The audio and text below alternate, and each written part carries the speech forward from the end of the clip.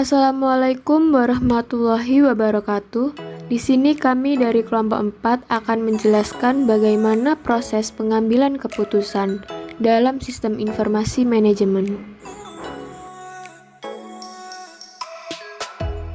Berikut adalah anggota dari kelompok 4. Yang pertama ada Rizky Nurcayani, yang kedua ada Sinta Listia, yang ketiga ada Febi Irawati, dan keempat Eka Rahmaulandari, kelima Belinda Cahya Sertefani, keenam Wiwin Novadianti, dan yang terakhir adalah Nita Anggraini.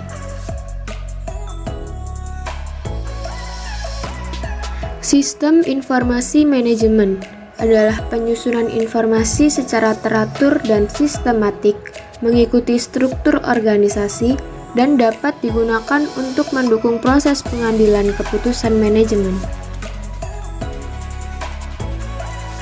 Sistem informasi manajemen berperan dalam 3 tahap, yaitu yang pertama, penelusuran untuk pemahaman masalah yang terdiri dari usaha-usaha penyelidikan lingkungan yang memancing keputusan dan pengakuan adanya masalah.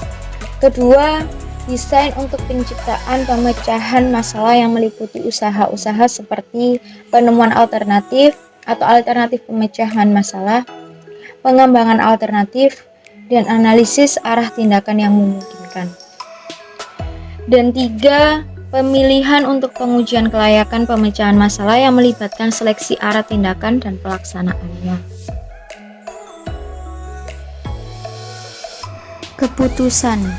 Keputusan adalah seleksi terhadap 2 pilihan alternatif atau lebih jika mempunyai pilihan antara melakukan pembelian atau tidak. Orang itu berada dalam posisi pengambilan keputusan. Menurut Kristanto 2003, pengambilan keputusan adalah bagian terpenting dari aktivitas manajer ketika manajer tersebut terlibat dalam perencanaan dan akan memecahkan sebuah masalah dalam organisasi. Faktor-faktor yang mempengaruhi pengambilan keputusan. Dalam proses pengambilan keputusan, suatu organisasi maupun lembaga pendidikan tidak terlepas dari faktor-faktor yang mempengaruhinya, yaitu sebagai berikut. 1. Keadaan internal organisasi. Keadaan ini bersangkut paut dengan apa yang ada dalam organisasi tersebut, yang meliputi dana yang tersedia, keadaan sumber daya manusia, kemampuan karyawan, kelengkapan dan peralatan organisasi, serta struktur organisasi. 2. Keadaan eksternal organisasi. Keadaan ini bersangkut paut dengan apa yang ada di luar organisasi, seperti keadaan ekonomi, sosial politik, hukum, dan budaya. 3. Tersedianya informasi yang diperlukan. Informasi yang diperlukan haruslah lengkap dan memiliki sifat-sifat tertentu, sehingga keputusan yang dihasilkan dapat berkualitas dengan baik. 4. Kepribadian dan kecakapan pengambil keputusan. Hal ini meliputi kebutuhan, intelijensi, keterampilan, dan kapasitas penilaian. Jenis keputusan yang dihasilkan dari para manajer.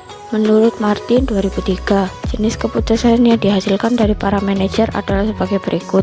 Pertama, keputusan terprogram. Keputusan terprogram adalah keputusan yang diambil berdasarkan kebiasaan, peraturan, atau prosedur tertentu.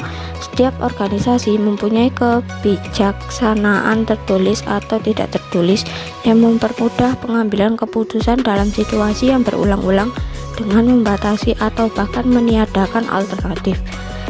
Bila suatu masalah timbul kembali dan unsur komponennya dapat ditentukan, diramalkan, dan dianalisa, masalah tersebut dapat terpecahkan dengan pengambilan keputusan terprogram. Keputusan terprogram mungkin merubah atau tidak mengikuti rutinitas sesaat karena keadaan yang luar biasa. Kedua, keputusan tidak terprogram. Keputusan tidak terprogram adalah keputusan memecah masalah yang luar biasa atau masalah istimewa. Jika suatu masalah jarang sekali muncul sehingga tidak tercakup oleh suatu kebiasaan atau masalah tersebut, sedemikian penting sehingga memerlukan perlakuan khusus. Masalah tersebut harus ditangani dengan suatu keputusan tidak terprogram. Misal, kemampuan untuk mengambil keputusan tidak terprogram menjadi lebih penting karena secara progresif lebih banyak keputusan yang diambil berdasarkan keputusan terprogram. Pembuatan keputusan yang terprogram dapat sepenuhnya dilakukan oleh komputer karena aturan-aturannya dapat dikodekan dengan terperinci dan jelas, sedangkan keputusan tidak terprogram hanya dapat dilakukan oleh manusia. Ciri-ciri keputusan terprogram. Yang pertama adalah untuk kejadian yang berulang-ulang.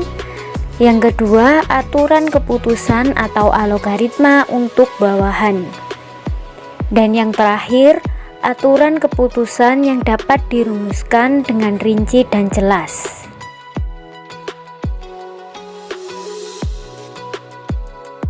Ciri-ciri keputusan tidak terprogram. Yang pertama adalah kadang-kadang terjadi. Yang kedua, untuk keputusan manajemen tingkat atas.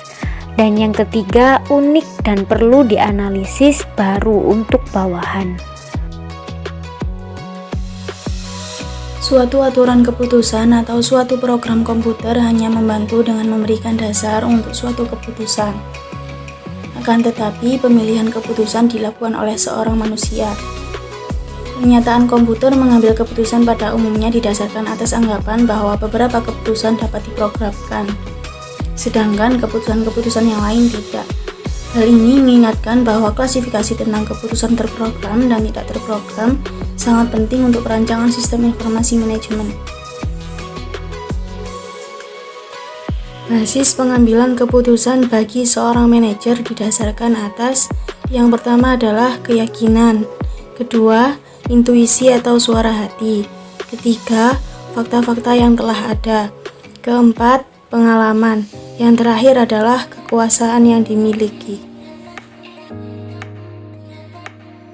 Sistem pengambilan keputusan atau Decision Support System adalah bagian dari sistem informasi berbasis komputer atau termasuk sistem berbasis pengetahuan manajemen pengetahuan yang dipakai untuk mendukung pengambilan keputusan dalam suatu organisasi atau perusahaan.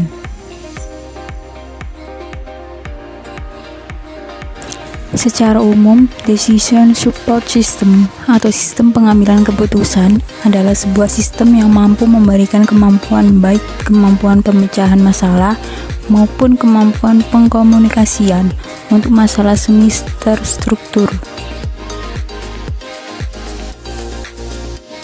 Tahap-tahap dalam proses pengambilan keputusan.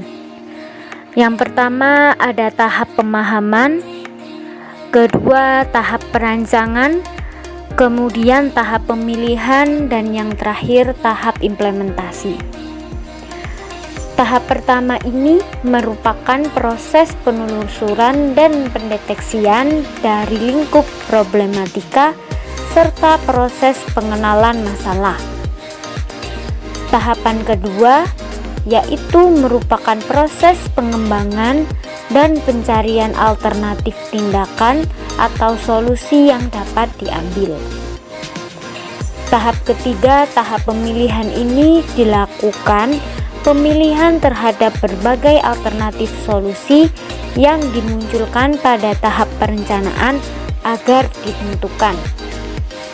Tahap implementasi adalah tahap yang dilakukan penerapan terhadap rancangan sistem yang telah dibuat pada tahap perancangan, serta perancangan alternatif tindakan yang telah dipilih pada tahap pemilihan. Itulah sedikit penjelasan dari kelompok kami mengenai proses pengambilan keputusan dalam sistem informasi manajemen. Mohon maaf apabila ada kekurangan dan salah kata. Sekian, terima kasih. Wassalamualaikum warahmatullahi wabarakatuh.